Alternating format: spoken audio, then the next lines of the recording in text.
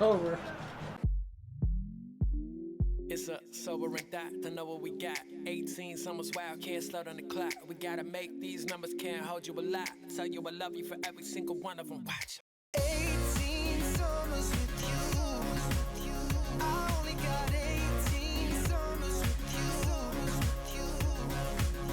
365 days a year, but only 18 summers with you. Hey.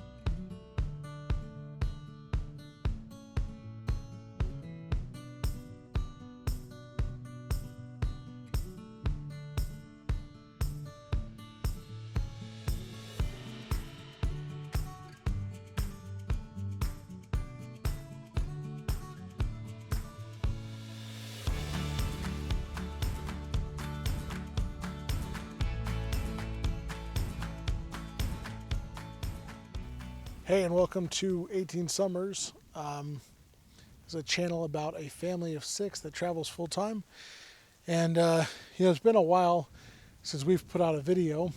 It's actually been about a year. And not that we didn't want to, but just prioritizing things as we had some changes last year. We've been back on the road for a little bit, and we've been collecting some video to share with you. And this is the first in a series of videos that you'll start seeing coming forward. I wanted to take a minute and address a couple of questions that have come up. We've had some people ask us directly about our RV, our truck and RV, and our setup that we have, because we do have a large family. There's 6 of us on the road. And I know that there's larger families out there, but there are 6 of us on the road. And the question comes up quite often, like, how do you fit a family of 6 in an RV and a truck? Pickup trucks that seat 5 with a 5th wheel, how do you do it? And our solution was a little bit different than some. I know some people go with the Ford 1-ton vans. I've seen people with the Nissan NV vans. I'm not a van guy. I have nothing against them personally. It's not my thing. So we've owned 4 Suburbans in our lifetime. And it just made sense for us to use a Suburban for our travels. So right now we are in the mountains of Montana, just north of Missoula. And I thought, on a beautiful clear day like this, why wouldn't we go ahead and talk about the truck and stand outside and spend some time? So this is our truck and travel trailer. You can see our 3/4 ton Chevy Suburban and our 38-ish foot travel trailer parked here next to this very big home. Everybody approaches RVing a little bit differently. I see a lot of questions about people asking, like, well, how do I know if this truck will pull this trailer? How do I know if this trailer is too large or, for the truck? And what it came down to for us was, this is how we picked ours. We knew we were going to go on the heavy end of travel trailers because we knew that ultimately we wanted a large one with a bunkhouse and plenty of space and plenty of cargo room. So knowing the ability of Suburbans, I looked for the largest tow capacity SUV I could find, and I knew that it was going to be somewhere between the Ford Excursions and the Chevy Suburbans. Obviously not new, they don't make the Excursions anymore. And the Suburbans you can't buy in the largest 3/4 tons anymore. They stopped making the motor we have for the Suburbans, I think, in 2006. So we had to kind of assess what our maximum RV would be, and then we went and sought the truck that we knew would tow it. If you're looking and you don't have your truck or trailer yet, my advice is find the RV you want so you know the weights you're dealing with, and then go look for a truck that'll pull what you need. If you go to a dealership with, looking for an RV, it's possible that the salesman's just going to tell you, oh, yeah, you could pull this with anything. Yeah, a half-ton, fine, whatever. It's not true. Same thing on buying a vehicle. You go and you look for a vehicle and you're like, well, I need to pull a, 15, 18,000 pound fifth wheel.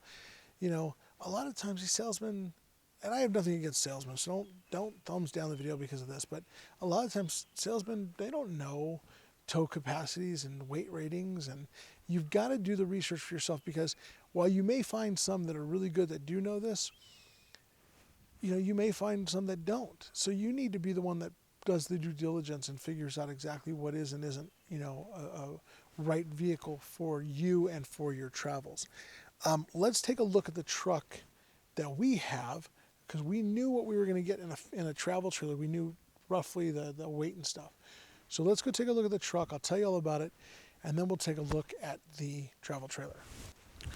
Okay, so first things first, you can see behind me our truck, Gilly. Now, Gilly is the name that we chose with our kids for the truck, because Gilly is a word that means to transport, it's a vehicle that's used to transport a circus, and we actually named our travel trailer White Top, which is another name for circus tent, because quite frankly, with our kids, it feels like a circus oftentimes. This is our truck, Gilly. Gilly is a 2003 Chevy Suburban 3/4 ton. Essentially, you can tell the 3/4 tons apart from the half tons very quickly on site by counting the lugs on the wheels.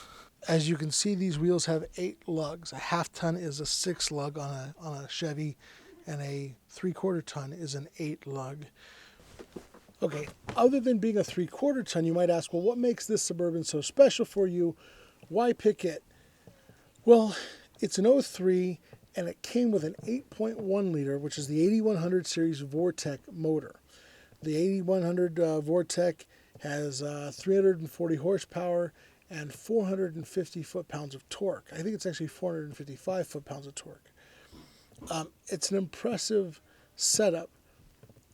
Terrible on fuel, but it's an impressive setup because you get a lot of low-end torque on it. Towing with this thing is phenomenal. Okay, so what's so special about the 8100 Vortec, and what does that mean for the rest of the truck? Well, there's a couple things. The first thing is, this particular Suburban is fitted with the 4L85E transmission. It's a 4-speed automatic transmission.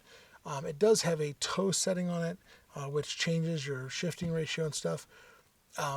Again, a lot of low-end, off-the-line. You're going to be able to start off pulling, 10, 11,000 pounds without any issue. It's not going to take forever to get up to speed. The next factor in a truck like this is that it's got the 410 gear ratio in it. So the 373 gear ratio and the 410 were the ones that were common in these, and you can opt in. It came with a 373. You could go for the optional 410. This one has the 410. Now, looking it up by VIN, this is labeled as a 373 rear end. However, when you go to the RPO codes, which are the build sheet basically for this specific truck, it shows that it has a 410 rear end in it. All right, Hal, you're throwing all these numbers at us. Well, what does it mean? What is it equal to? Well, it's very simple. In all the research that I've done, the largest towing capacity SUV on the market is this particular generation of Suburban, the GMT 800 series trucks. Now, the Suburbans were classified as an 830, a GMT 830. The particular model of this truck is the CK25906. With the 410 gear ratio, the 8.1 motor, and the fact that it's a four-wheel drive truck, those things give it a 10,000 pound tow rating without a weight distribution hitch and a 12,000 pound tow rating with a distribution hitch. We bought the distribution hitch, we picked up this truck. This is what we knew we wanted, because the only thing I could find that was anywhere comparable to this was in the Ford Excursion series, and the highest tow capacity I could find in a manufactured Ford Excursion was 11,000 pounds. We knew that we were going to be way too close to 11,000. We wanted the buffer of 12, so that's what we got. Now, when we talk 12,000 pounds, one of the questions I get is, why so high of a weight? Why do you need so much towing capacity? We see travel trailers out there that are 7,000 pound, bunk houses that are, 6,000 or 7,000 pounds with an 8,000 pound gross max. Well, it's very simple.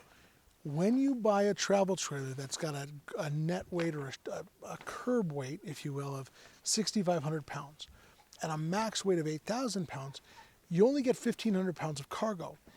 That 1,500 pounds also includes the 300 or 400 pounds of water you'll carry on board.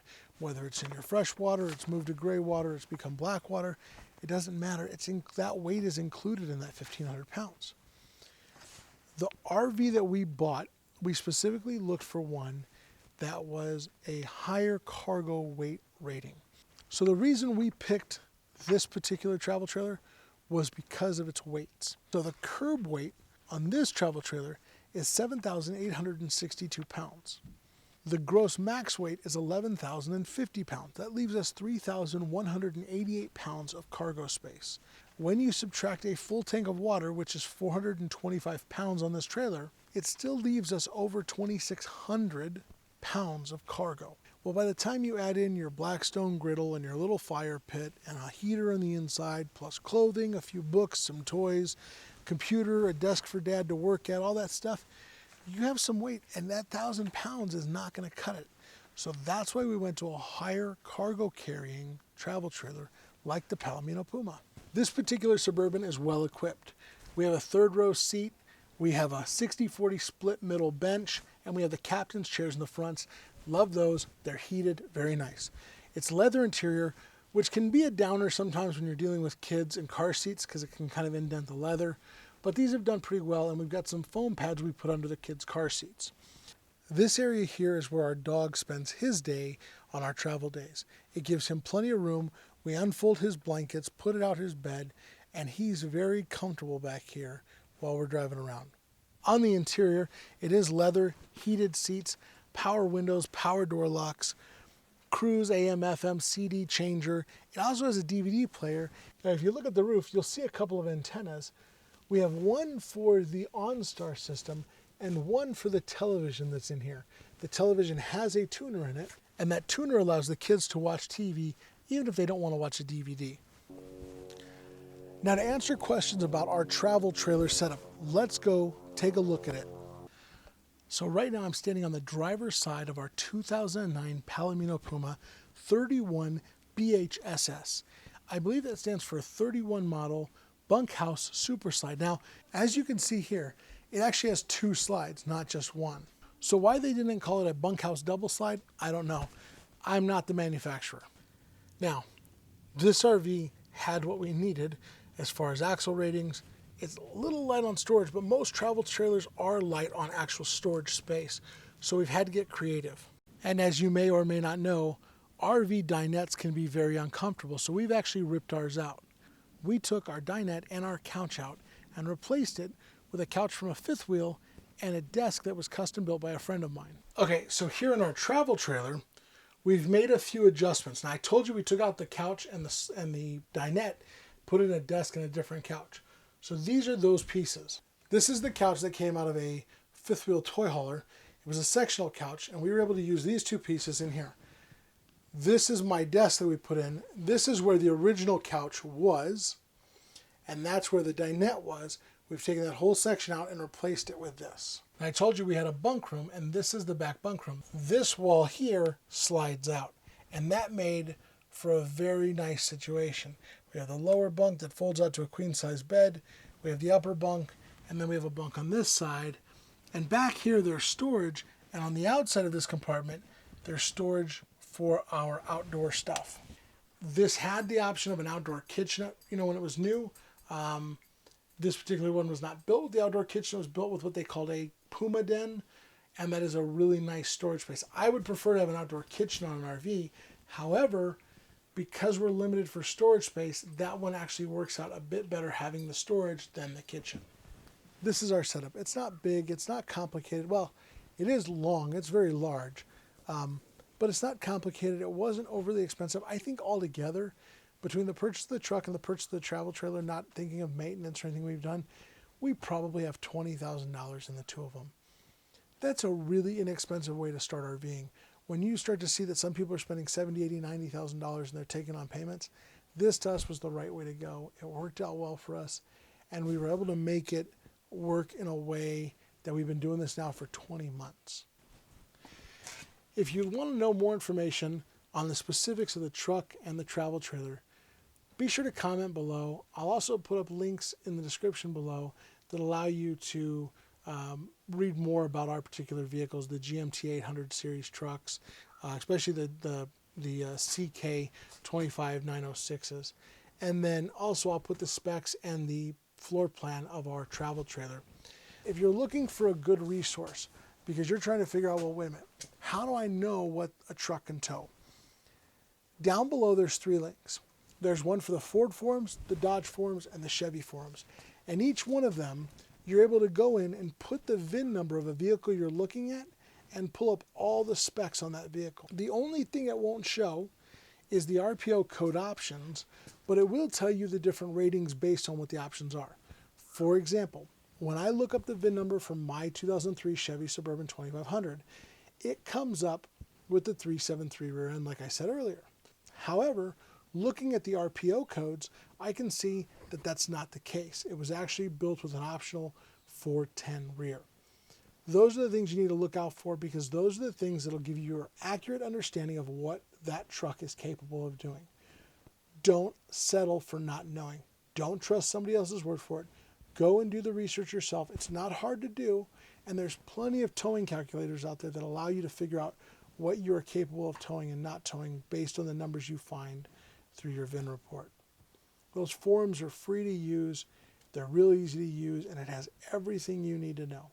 And if you haven't done it already, go to www.gonein18.com, GONEIN18.com, and sign up for our email newsletter. We don't put them out very often. We're not going to inundate you with mailers, but we are going to give you some really good information and tips and some updates as to where we are. We want to see you join our community. We were so excited this year to see our channel continue to grow, even though we weren't able to invest in it. Now that we're back on, I'm really excited to see where we go from here. Our community means a lot to us. And for those of you who have been subscribed to us, we're really grateful for you. And for those of you who are watching this video who haven't subscribed, please consider hitting the subscribe button below. Hit the little notifications bell and you'll find out when we put out new videos. We also love interaction, so if you get a chance, put a comment down below. We'd love to know, are you on the road? Are you thinking about going on the road? Do you already have a tow vehicle? If you're on the road right now, what are you using? We'd love to know what your setup is. Feel free to share and join our community. Don't forget to check us out on Instagram, 18_summers. Facebook is facebook.com/gonein18. We'd love to see you there. We'd love to have the interaction, and we hope you have a great day. Don't forget to share this video, you guys.